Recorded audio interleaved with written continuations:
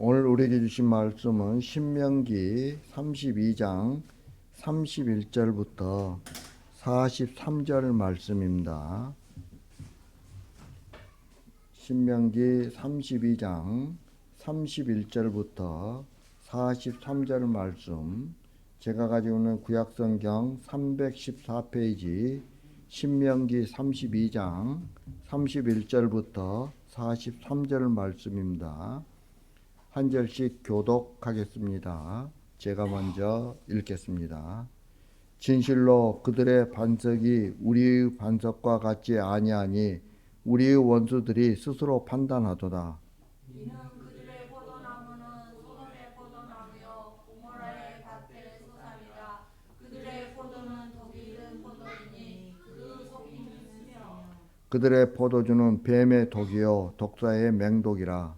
이것이 내게 쌓여 있고 내 곳간에 봉하여 있지 아니한가. 그들이 실족할 그때에 내가 보복하리라. 그들의 환난 날이 가까우니 그들에게 닥칠 그 일이 속히 오리로다. 참으로 여호와께서 자기 백성을 판단하시고 그 종들을 불쌍히 여기시리니 곧 그들의 무력함과 갇힌 자나 노인자가 없음을 보시는 때로다. 또한 그가 말씀하시기를 그들의 신들이 어디 있으며 그들이 피하던 반석이 어디 있느냐. 그들의 재물에 기름을 먹고 그들의 전제의 재물인 포도주를 마시던 자들이 일어나 너희를 불쾌하고 너희를 위해 피난처가 되게 하라. 이제는 나 곧 내가 그인 줄 알라. 나 외에는 신이 없도다. 나는 죽이기도 하며 살리기도 하며 상하게도 하며 낫게도 하나니 내 손에서 능히 빼앗을 자가 없도다. 이는 내가 하늘을 향하여 내 손을 들고 말하기를 내가 영원히 살리라 하였노라. 내가 내 번쩍이는 칼을 갈며 내 손이 정의를 붙들고 내 대적들에게 복수하며 나를 미워하는 자들에게 보응할 것이라. 내 화살이 피에 취하게 하고 내 칼이 그 고기를 삼키게 하리니 또 피살처럼 포로된 자의 피로 대적의 우두머리에 버리로다. 다 같이 너희 민족들아 주의 백성과 즐거워하라. 주께서 그 종들의 피를 갚으사 그 대적들에게 복수하시고 자기 땅과 자기 백성을 위하여 속죄하시리로다. 아멘. 오늘 또 계속해서 모세의 증거의 노래를 다루고 있습니다. 이 모세의 노래는 사실 크게 보면 두 가지 부분으로 나눌 수가 있어요. 먼저 1절부터 25절은 주로 패역한 이스라엘에 대한 하나님의 공의로우신 심판에 초점을 맞추고 있죠. 그리고 26절부터 43절은 이방 민족에 대한 심판과 이스라엘의 회복에 초점이 맞추어져 있어요. 그래서 오늘 말씀도 똑같아요. 자, 그러면 오늘 말씀이 우리에게 주는 교훈이 무엇인지 우리가 한번 알아보도록 하겠습니다. 먼저 39절 말씀입니다. 39절 말씀 다 같이 시작. 이제는 나하고 내가 그인 줄 알라. 나 외에는 신이 없도다. 나는 죽이기도 하며 살리기도 하며 상하게도 하며 낫게도 하나니 내 손에서 능히 빼앗을 자가 없도다. 여러분, 하나님은 우리의 삶에 직접 개입하세요. 그러면 우리의 삶에 직접 개입하시는 하나님은 과연 어떤 분이실까요? 오늘 말씀을 보면 그 하나님은 우리의 삶에 직접 개입하셔서 우리를 살려주기만 하시는 것이 아니라 죽이기도 하시는 하나님이시라는 거예요. 또한 낫게만 하시는 하나님이 아니라 상하게도 하시는 하나님이라는 거예요. 이런 하나님이 우리의 배후에서 일하고 계세요.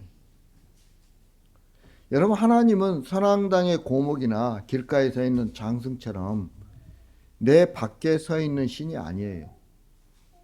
내가 필요할 때 나를 찾고 달려오는 그런 신도 아니에요. 하나님은 내 안에 영으로 계시면서 나의 주인으로 역사하시는 분이에요. 그러니까 우리 모두의 주인은 누구냐면 자신이 아니라 하나님이세요. 하나님. 우상을 섬기지 말라고 하시면서 어떤 형상도 만들지 말라고 하신 이유가 바로 이것 때문이에요. 다시 말하면 내 인생에서 나의 주인으로서 내 안에 영으로 계신 분을 이 세상의 그 어떤 아름다운 것으로도 형상화할 수 없기 때문이죠. 이것을 모르기 때문에 하나님의 실체를 내 밖에서 찾으려고 하는 거예요. 흔히 믿지 않는 사람들이 뭐라고 이야기합니까? 하나님을 보여주면 내가 믿겠다라고 이야기를 하죠. 여러분, 이것도 영으로서 우리 주인이 되어 우리 안에 계시는 하나님을 생각하지 않기 때문에 그런 말을 하는 거예요. 그 자체를 모르기 때문에. 그런데 인간은 영으로서 자기 안에 내주하시는 하나님을 전혀 생각도 않고 생각 자체를 못하고 알지도 못하는 거예요. 그러면서 살아가요. 여러분, 이런 삶을 살게 되면 어떤 현상이 나타나냐면 내 삶의 주체가 나라고 생각을 하는 거예요. 착각을 하며 살아가는 거예요. 그래서 하나님을 내 밖에 서 있는 장승처럼 버려버려요. 여겨버리는 거죠. 하나님을 믿는다고 하면서 실상은 내가 주인이 되어서 자기 뜻대로 세상을 살아가는 거예요. 이것이 인간의 죄이고 어리석음이에요. 하나님이 살려주심으로써 살 수 있는 존재인데 자기 스스로 살아가고 있다고 생각을 하는 거죠. 그 어리석음의 인생에서 남는 것은 허무와 괴로움밖에 없어요. 우리의 배후에 하나님이 계시고 그분께서 우리를 살리시기도 하고 죽이기도 하시고 낫게도 하시고 상하게도 하시는 거예요. 그러면 이런 하나님과의 분명한 관계 속에서 살아가는 성도라면 자신의 삶에서 하나님의 계획이 무엇인가를 생각해야 하는 거죠. 나를 향하신 하나님의 계획이 무엇일까? 이걸 항상 생각해 봐야 되는 거예요. 나를 살리는 것도 죽이는 것도 나를 낫게 하는 것도 상하게 하는 것도 모두 하나님의 뜻이라는 거예요. 더 쉽게 이야기하면 이 땅에서 생사화복 그 모든 것 자체가 누구의 뜻이에요? 하나님의 뜻대로 우리는 살아가는 거예요. 그래서 내가 살고 죽고 병들고 낫는 삶 속에서 하나님이 나를 통해서 하시려고 하시는 일이 있다는 사실을 우리는 깨달아야 하는 거예요.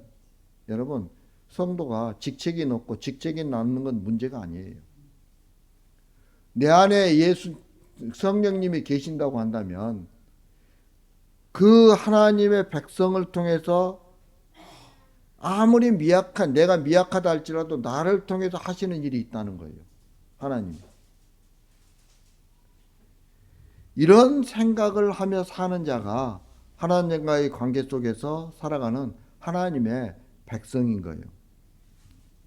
여러분, 이스라엘이 40년간 광야에서 살면서 목마르고 마시고 줄이고 배부른 모든 것이 우연이 아니라는 거예요. 우리도 마찬가지예요. 우리의 삶 속에 일어나는 모든 사건들이 우연은 없어요. 필연입니다. 필연. 이스라엘도 마찬가지예요. 40년 동안 광야 생활하면서 그 힘들게 광야 생활을 했었는데 그때 있던 그 모든 것들이 우연이 아니라는 거예요. 그 모든 일의 배후에 하나님이 하신 일이에요. 그렇게 하신 이유가 뭘까요? 여러분, 신명기 8장 3절에 보면 이렇게 말씀하세요. 사람이 떡으로만 사는 것이 아니요 여호와의 입에서 나오는 모든 말씀으로 사는 줄을 내가 알게 하려 하심이니라. 하나님이 이스라엘 백성들을 광야에서 그렇게 힘들고 어려운 생활을 하게 했던 그 이유가 우리는 떡으로만 사는 게 아니라는 거예요. 여호와의 입에서 나오는 그 말씀으로 사는 자들이라는 거예요. 이걸 또 누가 이야기합니까? 예수님이 사탄에게 시험 받을 때 첫 번째 시험에서 떡에 관한 시험에서 예수님이 이 말씀을 사탄에게 하고 계시는 거예요. 이스라엘을 줄이게 하신 것도, 누구도 맛보지 못한 만나를 먹게 하신 것도, 그리고 목마르게 하신 것도, 그들을 낮추신 것도 모두 하나님의 일하심이 있었다는 거예요. 다시 말하면 배우 위에 누가 있다고요? 여호와 하나님이 계시다는 거예요. 단지 그것을 보지 못한다는 것이 바로 인간의 어리석음일 뿐이죠. 여러분, 이 어리석음이 인간으로 하여금 눈에 보이는 것만 현실로 받아들이게 해요. 그리고 그 현실에 집착해서 잘 되면 어떻습니까? 교만해져요. 그리고 잘못되면 불평과 원망을 내뱉으면서 항상 하나님과 단절된 삶을 살게 되는 거예요. 무엇 때문에? 어리석음 때문에. 우리의 배후에 하나님이 없다는 하나님이 있다는 사실을 인식하지 못하는 것 때문에. 그렇다면 우리는 어떤 삶을 살고 있을까요? 과연 유일하신 참 하나님이라고 말하는 분과 분명한 관계 속에서 살고 있느냐는 거예요. 여러분, 그런 삶을 살고 있습니까? 다시 말하면 그분께서 내 삶에 직접 개입하시고 그분의 계획에 의해서 내 인생이 흘러가고 있다는 사실을 알고 있느냐는 거예요. 내가 열심히 일해서 이만큼 돈을 모았고 오늘날 이만큼 소유하게 되었다는 생각만큼 어리석은 생각도 없다는 것을 우리가 알아야 해요. 아무리 우리가 열심히 일하려고 해도 건강이 없으면 일할 수 없잖아요. 아무리 내가 전략하면서 아껴서 돈을 모은다고 해도 돈 빠져나갈 구멍을 하나님께서 만드신다면 돈이 우리 수중에 남아있을 수가 없죠. 예. 여러분, 깨진 독에 물 부으면 어떻게 돼요? 물이 찹니까? 다 새나가잖아요. 결국 직장에 다니는 것도 또 열심히 사업하는 것도 얼마나 모았든 모을 수 있고 소유할 수 있는 것도 모두 하나님이 배후에서 일하신 결과예요. 반대로 생각해 보면 모아놓은 것이 내 손에서 빠져나가고 있던 것이 사라져버리는 모든 것도 역시 하나님이 하신 일이라는 사실을 우리는 잊어서는 안 되는 거죠. 내가 그렇게 열심히 하는데 열심히 살려고 하는데 내가 하는 일마다 안 될 때 그 일의 배후에 누가 계신다고요? 하나님이 계신다는 거예요. 하나님이. 이것이 하나님과의 분명한 관계 속에서 사는 거예요. 그리고 그 하나님의 계획 속에 담겨 있는 것은 사람은 떡으로 사는 것이 아니라 여호와의 입에서 나오는 말씀으로 산다는 것을 우리에게 가르치고, 그리고 그 진리를 세상에 드러내라고 하시는 일인 거죠. 여러분, 이것을 아는 것이 바로 지혜예요. 우리는 돈을 많이 벌지 못하고 남보다 힘들게 살면 그것을 현실로 생각을 해요. 그래서 좀 더 많이 벌어서 평안한 삶을 살아가는 것을 꿈꾸게 됐죠. 하지만 그것이 멸망당하는 자들의 모습이라는 거예요. 여러분, 누가복음 17장 27절부터 29절에서 이렇게 말씀하십니다. 노아가 방주에 들어가던 날까지 사람들이 먹고 마시고 장가들고 시집가더니 홍수가 나서 그들을 다 멸망시켰으며, 또 롯의 때와 같으리니 그들이 먹고 마시고 사고 팔고 신고 집을 짓더니 롯이 소돔에서 나가던 날에 하늘로부터 불과 유황이 비오듯 하여 그들을 멸망시켰느니라. 여러분, 노아의 때나 롯의 때의 특징은 사람들이 종말을 모르고 살고 있었다는 거예요. 그들의 배후에 하나님이 계신다는 것을 그들은 알지 못했던 거죠. 그리고 하나님이 어떤 일을 하실지도 그들은 몰랐어요. 그리고 결과가 어떻습니까? 그걸 모르는 결과가 멸망이었죠.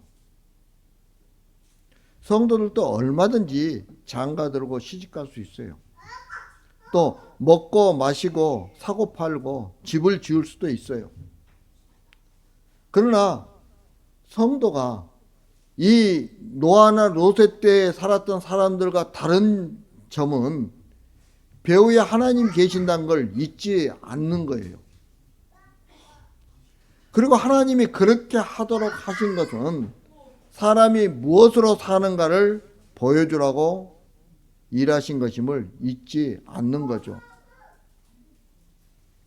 그런데 장가 들고 시집가며 사고 팔고 집 짓는 것을 현실로 생각해 버리는 거죠. 그리고 그 현실로 기뻐하고 즐거워한 채 살아간다는 것. 이것이 하나님을 잊어버린 것이고 종말을 잊어버린 것이고 단지 눈에 보이는 것만 생각하고 살아가는 거예요. 여러분, 그것을 멸망의 모습이라고 말씀하고 있는 거죠. 그리고 32절과 33절에서도 그것을 말씀하고 있어요. 여러분 32절과 33절을 말씀 한번 읽겠습니다.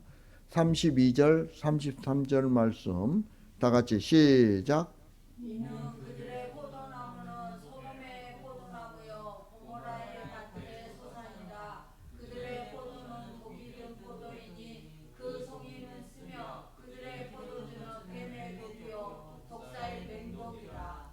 여기서 그들은 하나님께서 이스라엘의 불신앙을 심판하실 때 사용하신 이방 국가를 말해요. 그들은 포도나무와 밭의 소산의 모양을 가지고 자랐지만 그 식물들이 뿌리를 내린 곳은 죄악된 소돔과 고모라였다는 거죠. 하나님을 모르는 이방 나라들, 곧 하나님의 율법이 지켜지지 않는 죄악의 땅에서 자신의 뿌리를 거두지 않고 그 땅의 죄악을 빨아들며 사는 모든 자들은 결국 이전의 소돔과 고모라처럼 멸망받을 수밖에 없다는 거예요. 그들은 종말에 대해서 하나님의 심판과 진노에 대해서는 전혀 생각하지 못하는 거죠. 하나님께서는 이런 자들에 대해서 원수를 갚으신다고 지금 말씀하시는 거예요. 여러분, 성도에게 있어서 중요한 것은 현실을 바로 보는 거예요. 세상 사람들에게는 열심히 일하고 돈 벌고 집 사고 자식 가르치고 성공하는 것을 현실로 여겨요.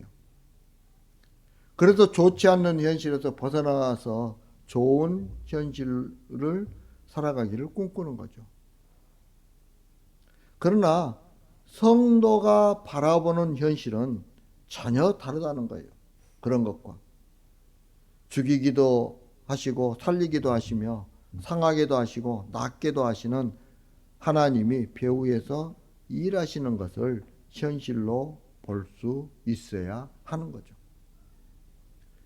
눈에 보이는 내가 삶이라고 생각하는 것들은 가짜이고 무대에 세워진 세트에 불과하다는 거예요. 진짜는 내 배후의 세계에서 진행되어지고 있는 일들이라는 것을 우리가 알아야 하는 거예요.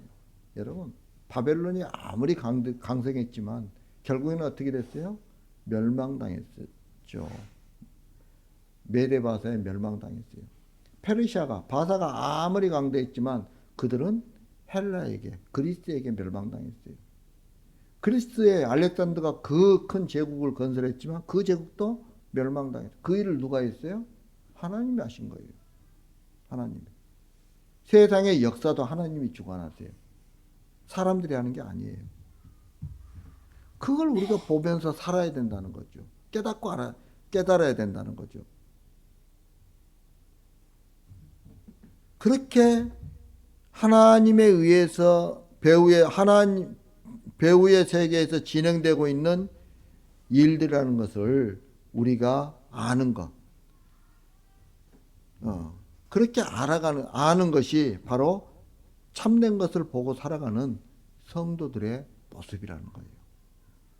자, 그러면서 40절부터 42절 말씀 한번 읽겠습니다. 40절부터 42절 말씀 다 같이 시작. 이는 내가 하늘을 향하여 내 손을 들고 말하기를 내가 영원히 살리라 하였노라. 내가 내 번쩍이는 칼을 갈며 내 손이 정의를 붙들고 내 대적들에게 복수하며 나를 미워하는 자들에게 보응할 것이라. 내 화살이 피에 취하게 하고 내 칼이 그 고기를 삼키게 하리니 곧 피살자와 포로된 자의 피요 대적의 우두머리의 머리로다. 아멘. 이 말씀은 세상을 향해서 하나님이 어떤 일을 하시는지를 말하고 있어요. 사람들은 눈에 보이는 세상만 현실로 여기고 세상 것으로 웃고 울면서 살고 있죠. 하지만 배후에 계시는 하나님의 세계에서는 세상에 대해 전쟁을 하고 계세요. 그런데 우리는 하나님이 전쟁을 하신다는 의식이 전혀 없이 살고 있어요. 인생을 즐기기에만 바쁘고 편안하게 사는 것에만 눈독을 들이고 있지 예수님의 편에 서서 싸우는 삶이란 찾아볼 수 없죠.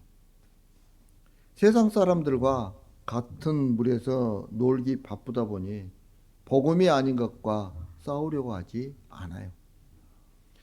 그리고 타협이라는 편한 길을 찾아가는 거죠. 여러분, 이것이 사탄에 붙들려서 죽음을 무서워하며 살고 있는 우리의 실체예요. 41절에 보면 내 대적들에게 복수하며 나를 미워하는 자들에게 보응할 것이라 라고 이렇게 말씀하시죠. 여러분, 이것이 예수님의 전쟁이에요. 그 전쟁은 예수님을 거부하고 예면하고 필요 없다고 하는 사람들, 하나님이 아니고 예수님이 아니더라도 내 힘으로 살아갈 수 있다고 하는 사람들에 대해서 전쟁을 하시는 거예요. 여러분, 이것이 바로 우리 배후에서 일어나고 있는 현실이에요. 그런데 우리는 예수님과 같이 예수님 편에 서서 전쟁을 하지 않으려고 해요. 진리가 귀하지 않고 복음이 생명이 아니기 때문에 굳이 힘들게 진리 편에 서야 할 이유가 없고, 그리고 복음만 고집할 필요성이 없다고 생각하기 때문에 그런 행동이 나오는 거예요. 그 속이 눈에 보이는 현실로만 가득 차 있기 때문에 현실에 대한 자기 꿈을 실현시켜 줄 것을 찾아 헤매고 있을 뿐이죠. 그래서 진리니 복음이니 하는 것들에는 이미 관심이 없는 거예요. 예수님은 이런 우리와 싸우세요. 이런 우리예요. 자, 그러면 43절 말씀입니다. 43절 말씀 다 같이 시작. 너희 민족들아 주의 백성과 즐거워하라. 주께서 그 종들의 피를 갚으사 그 대적들에게 복수하시고 자기 땅과 자기 백성을 위하여 속죄하시리로다. 아멘. 우리는 항상 보이지 않는 것에서 참된 것을 찾기보다는 보이는 것에서 참된 것을 찾으려 하죠. 진리와 복음보다는 세상의 것을 더 간절히 원하고 사모하며 살아가요. 왜? 우리의 부패한 심령 때문에 그래요. 그러다가 무언가를 손에 쥐어주면 내 힘으로 여기고 우쭐거리죠. 있던 것이 사라질 때는 하나님께 불평하면서 하나님이 왜 이렇게 하시는지에 대해서는 생각조차 안 하면서 살아가죠. 한마디로 말하면 죄밖에 아는 것이 없고 죄 속에 파묻혀 살아오는 거예요. 이게 우리들의 삶이에요. 이런 우리 속에 주님이 오셔서 사탄과 싸우세요. 사탄이 우리를 붙들고 있는 세상이라는 현실에 대한 헛된 망상을 깨트려 주세요. 누가? 주님께서. 그렇게 되면 우리의 죄를 우리가 깨닫게 되죠. 여러분, 우리가 십자가 앞에서 해야 될 일이 뭐예요? 내 죄를 깨닫는 거예요. 내가 죄를 알게 되면 우리 주님께서 십자가의 보혈로 우리 죄를 깨끗이 씻어주세요. 그 전쟁을 통해서 발생하는 전리품이 바로 주님의 백성인 거죠. 다시 말하면 성도들인 거예요. 전쟁을 통해서 얻어진 주님의 백성은 주님만 바라보게 되고 주님의 전쟁 때문에 주님을 바라보는 자가 되었음을 감사하고 그리고 주님을 가장 귀한 분으로 알고 살게 되는 거예요. 그리고 나의 배후에서 나를 하나님의 백성으로 만들기 위해 내 속에 들어와서 나의 헛된 꿈을 부서뜨리시는 하나님의 실체를 발견하게 되는 거죠. 이럴 때 우리는 어떻게 됩니까? 아멘 해야죠. 감사해야 되는 거죠. 예. 그리고 주만 바라보면 되는 거예요. 이제 말씀을 마치러 갑니다. 사랑하는 성도 여러분, 우리는 세상만 바라보지 말아야 해요. 눈에 보이는 세상이 다가 아니에요. 그 세상의 배후에서 그리고 우리의 배후에서 일하고 계시는 하나님을 바라볼 줄 알아야 되는 거죠. 하나님은 우리를 당신의 백성으로 만들어 가려고 하세요. 그렇다면 우리 역시 하나님 편에 서서 영적 전쟁에 참여하는 삶을 살아야 하는 거죠. 결국 우리의 인생과 현실은 잔을 먹고 살기 위한 것이 아니라 전쟁을 하기 위한 인생이고 전쟁을 통해서 하나님의 백성으로 만들어지기 위한 인생인 거예요. 이것을 안다면 세상 일에 매이지 않고 세상을 바라보며 환상에 사로잡히지도 않는다는 거죠. 따라서 언제나 하나님 백성으로 살면서 세상의 마지막을 알리고 그리고 그리스도를 보여주는 증인으로 살아가는 저와 여러분들이 되길 주님의 이름으로 축복합니다.